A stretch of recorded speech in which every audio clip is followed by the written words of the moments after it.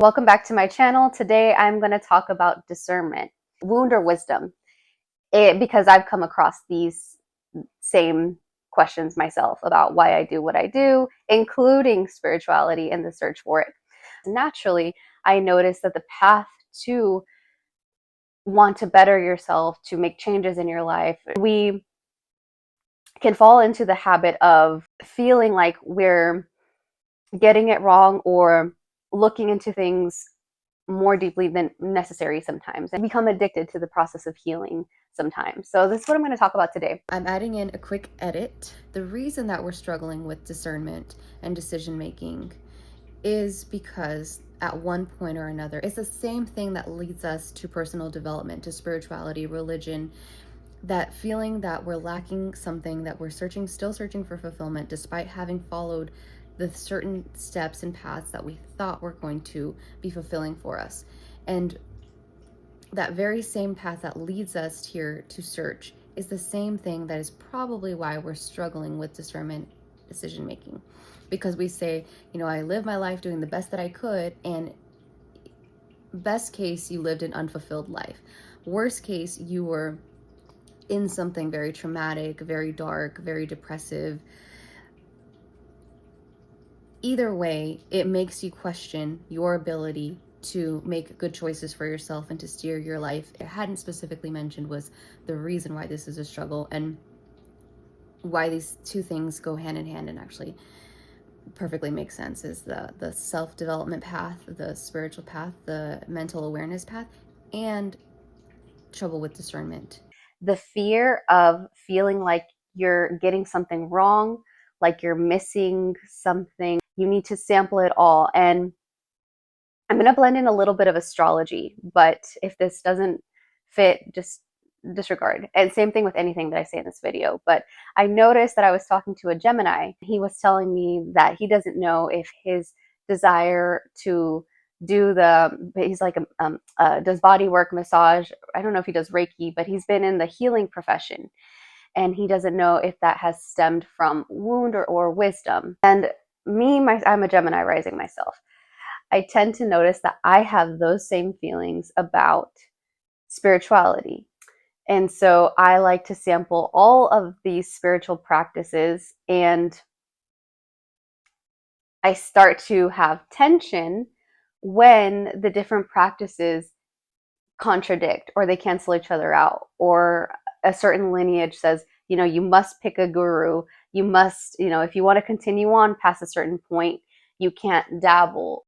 Sometimes I like to attend Bible studies in a way. I love consciousness so much that I love learning about all of the different words that people use to express the same phenomenon, that same feeling. And so I like to go apparently now to Bible study. And sometimes they talk about other practices being the fallen angels and things like this. That is when I start to notice that tension come up. And I have to constantly remind myself that it's the joy of the different ways that one comes to commune with the all that is what's lighting me up, not exactly the process itself. And it can get really tricky because there can be thoughts that come in like, well, means that you're not devotional, that you're being led astray, that the fallen angels are getting to you. But anything that is instilling fear in you, that is your gauge that something's not quite right there.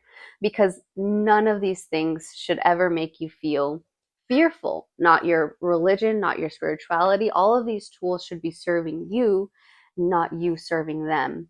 Same thing with what you do for a living. If it's causing a lot of inner tension for you, here comes the discernment. Is the discernment that coming from the fact that you're in the wrong field, or just from the thought that potentially you could be in the wrong field? Or another angle that we could discuss this discernment is in relationships. And I'll use myself as an example. Maybe you can relate, but there's been times in I would say even as soon as like a year ago, yeah, about a year, maybe a year and a half ago, where I would be talking to someone who not partner material at all, but because I kept thinking about them, then I would be under the impression that this person was very significant. And I was lacking discernment at the time, right? Because I was equating just the thought of the person with the meaning that I have to keep engaging with them. I have to put up with their shenanigans or whatever because I still think about them. Like, why are they still on my mind? There must be unfinished business here. And so sometimes we can use our spirituality to do this like fanatical thing. When people do the twin flame thing as a really weird, twisted way to stay in these horrible dynamics. So, how do you know? How do you start to filter this stuff out with discernment? A verse from Matthew, and it's very simple. You shall know them by their fruits. And a true prophet, but you'll know them by their fruits. I also want to say that there's a fear that you could possibly be led astray that could be underneath the discernment issue, like a fear or like this wanting to get it right, that you could be possibly somehow missing what you are supposed to be doing or missing your mark. You could get it wrong. And it is that very fear that continues to perpetuate like feeling like you're not getting it right, but that doesn't necessarily in and of itself mean that that's true. So if you started to consider approaching your discernment issue from releasing the fear that you could possibly get it wrong, maybe start to play with and consider the idea that that's not possible, that you can't really be led astray. You can only think that you've been led astray. But it's not possible to be outside of God or all that is, or the universal intelligence. And so even when you feel like it's lost, that's built into the design too. Like that was built into the movie or the game or whatever. And so sometimes you could play with just more trust practices of like, I couldn't possibly get it wrong. This desire is in my heart for some reason. I wasn't made to love massage therapy if I wasn't supposed to be. It was like nobody is here to do this like gotcha, you got it wrong when when you pass. If that desire was planted in you, maybe it's for a reason. Can we, as best as we can, find ways, find methods, find the things that help us relax into the flow of things? And whatever that might look like for you, whatever you're comfortable with, that's what's important. Is, for some people, that is doing plant medicine, some it's meditation, some it's prayer, some it's just going out into nature, some it's having a beautiful evening with friends, and then you go, oh, right, everything's fine. So whatever it is that you're comfortable with, if you are ever feeling like you should be doing something, like I don't, this doesn't feel like the highest expression of what would be joyful for me, but I feel like I should, then I'm suggesting that you pause. Maybe you still do it, but just pause a little bit between that activity, because what you're doing now is you're building up the discernment muscle.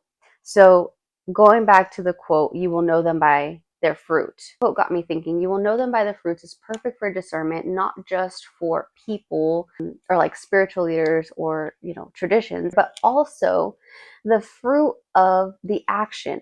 So for example, I have a compulsion, I have a really strong pull to astrology videos. And so as soon as this particular channel that I really love posts, I click. But what I started noticing is that taking in all of this astrology content, first of all, it takes up time for me to do creative things or make a YouTube video or whatever, and I'm consuming instead of creating. Also, it puts me in a very overly calculated, almost engineering space where I'm trying to direct the flow of things a little bit more than I would like. And so sometimes I'm like, astrology said it's going to be a terrible week. Subtle seed that has been planted. And I much prefer, or I'm in an era of my life where I want to live by faith. I want to live a faithful life. I want to trust. And I want to know what it feels like to discern just in my body. And then later on, it would be cool afterwards if I went back. And because I also believe that reality is a lot more malleable than we think it is, it's like, of course it's going to be perfect. You get into like what came first, the chicken or the egg situation. And the irony is here that there's absolutely nothing wrong with looking at astrology. There's nothing wrong with that pull, but I'm understanding that the fruit that it brings out in me sometimes is not my highest preferred state. My highest preferred state is I feel into the day, I go and I do whatever I want to do. I want to do whatever I want to do. It's different for everyone. For other people, astrology might not elicit that at all. In fact, maybe it's like a really powerful tool and it makes you feel empowered and it makes you feel like, it's that permission slip that makes you feel like, yeah, I'm on track. I'm riding the waves of life and I'm in flow. So this is how to know yourself, your own discernment. You will know it by the fruit. So what are the implications? And then can you start to think about things in terms of maybe not all or nothing? Like maybe I can still enjoy astrology, but I put a timer on it, or I limit myself to like I'll only watch, two videos this week. Or I have a really clever one. I was just at lunch with some friends, and I asked if I could give them a reading because see, now I get my astrology fix, but it's for someone else, and now it doesn't make me feel like I have that orchestra. But I did check with them and make sure, like, does this make you feel uneasy at all? Would it, if I don't have to do predictions, I could just do like a birth chart type of thing. And they were like, "Oh, of course, anytime. I would love it. That'd be awesome." So those are just a couple of tips. Take it easy first and foremost. Always take it easy. You quite literally cannot get it wrong. Keep in mind that the same reason that you are able to move, breathe, get up every day, the reason that you have preferences, that I prefer to have like the art that I have, that I prefer to have whatever I have, everything that I like, the jewelry that I like, the colors that I like, the colors that you like, the art that you like, the music that you like. It was put there by something. And so trust that that same intelligent force that made beautiful, perfect you, that has perfect seasons and maintains all of us in equilibrium all the time, that makes us breathe in and out, that same force is taking care of it. And so it's really funny because sometimes I'll do manifestation. I like to play around with that. And I started writing something like Divine Mother, Divine Father, take responsibility for my life, make sure that I express myself to my fullest potential joy capacity so that I can. The pen ran out. And I'm like, how perfect is that? And so it was starting to become more directive on my part so that I can teach, so that I can, be a guide for others or whatever. I don't know, probably stuff that I would write. That they said, no, no, no, you said what you said. Now it's time, to trust. And that just made me super happy. Yeah, absolutely perfect. Sometimes less is so much more. It's about taking it easy, trust, and start to pick up discernment because you have experience. And so something that I also wrote, it's not a failure, it's a rite of passage. Because you're trying and erroring all through life.